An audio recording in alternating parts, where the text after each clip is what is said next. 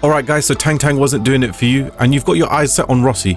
Well, I've got just the thing for you. Today we're going to take a look at her entire kit, the different aspects surrounding her release, and look at some examples of her combat sequences. Hopefully this will give you a better understanding before you go and pull for her. Let's get into it.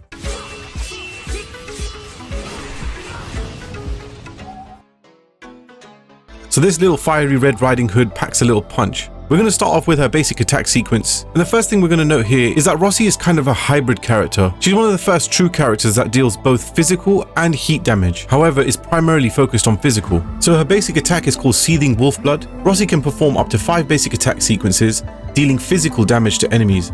When performing a finisher on an enemy, Rossi deals massive physical damage and restores some SP. Now I'm starting to love the direction that they're going in. Even these basic attack sequences are starting to look flashy, and Rossi's one at the moment seems to be the most aesthetically pleasing to look at. Okay, now moving on to her battle skill, it's called Crimson Shadow. Rossi dashes toward a target and attacks with sharp claws, dealing damage and applying lift. If the target is already vulnerable, inflicts additional follow-up damage and applies Razor Claw Mark to the target, dealing continuous damage over a period of time. So Razor Claw Mark is a signature affliction only specific to Rossi. Her battle skill also includes 2 different stages.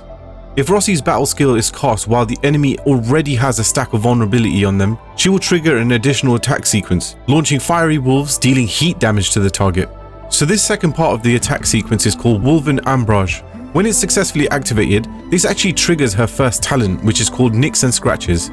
This enhancement states, after Wolven Ambrage deals damage, which is the second part of the battle sequence, it applies Razor Claw Mark to the target for a certain duration, but note that this effect cannot stack.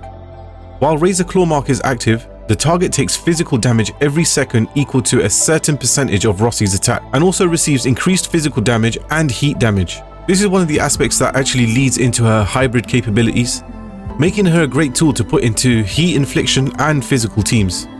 For those of you who have been wanting a much more technical character to play with, I believe Rossi's going to be right up your alley, but it's going to be a character that you cannot necessarily autoplay. You're going to have to be paying attention to what is happening.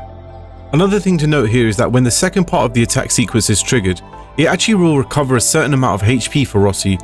Now I don't know why they didn't include this in the actual description box, but it was one of the things that the developers talked about during the livestream. This effect of regaining HP is actually enhanced as well if the target is combusted. So Rossi's combo skill is called Moment of Blazing Shadow. This also has a few nuances to it that we're going to go through. It actually requires both a stack of vulnerability and arts infliction to be on the enemy to be triggered. Rossi's combo skill has 2 consecutive sequences, just like her battle skill. Combo sequence 1 will deal damage to the target, and combo sequence 2 will consume all art infliction stacks on the target, deals damage and applies lift. Another nuance that we have here is that if the combo sequence 2 is cast with perfect timing, it applies 1 more stack of vulnerability to the target. As I mentioned before, Rossi is looking to be an extremely technical character, something you might need to keep in mind if you're looking to pull for her. So in regards to the timing, you're going to see here that Rossi inflicts an uppercut on the enemy, dashes through the target, and on the combo trigger prompt itself, you can see that there is a timing window outlined by this highlighted circle. This is the moment that you need to trigger the combo, which will again have Rossi do another uppercut to the enemy, which will apply lift. Now last but not least is Rossi's ultimate skill. It's called Razor Claw Ambuscade. Rossi flutters her cape and unleashes a flurry of stabs that deal multiple hits of damage over a short period of time. Finally, she dashes towards the target with a dagger to perform slashes, dealing massive damage and applying heat infliction. Now although she's not a crit based character, or I don't think she is at least, if she scores a critical hit while doing her ultimate, the critical damage will also be increased.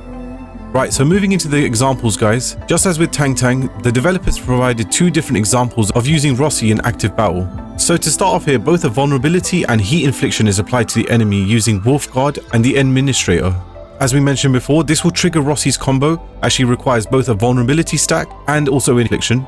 We can see that there's a 2-phase attack sequence in which she's able to apply 2 stacks of vulnerability to the enemy in one go by consuming that heat infliction. And then Rossi's battle skill is cast, which will apply the 4th stack of vulnerability on the target with the claw mark affliction doing damage over time.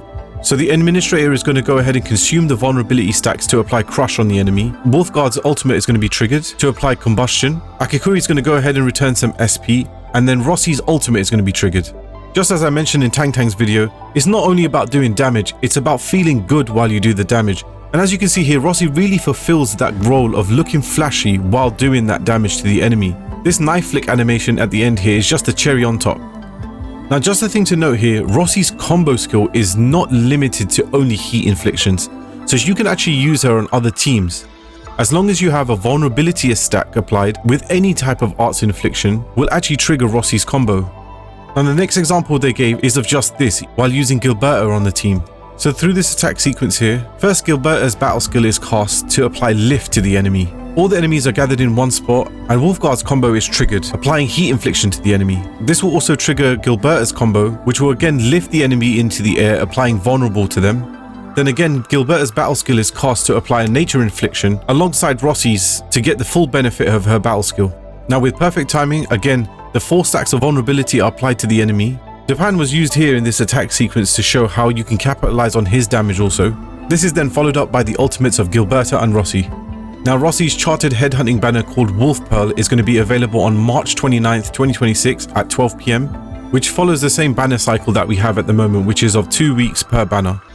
Right guys, so that's going to wrap up Rossi's kit. The last thing we're going to look at here is her signature weapon, which is called Lupine Scarlet. It's a 6-star sword, and in addition to the character release, the new narrative event, the Red Knight, will be available on March 29th. Don't forget that each respective character is going to have their own combat drills, and there'll also be a sign-in event for each character. Tang Tang's one is called Gently Flows Chingbo, and Rossi's one is called Pearl of the Pack. This is going to reward you with some much needed resources like T credits and those charted headhunting permits themselves. Right guys, that's all I have for you today. If you did like the video, please don't forget to leave a like, comment and subscribe. It really does help a growing channel like mine. I wish you guys all the best on your pulls, and I will catch you in the next one.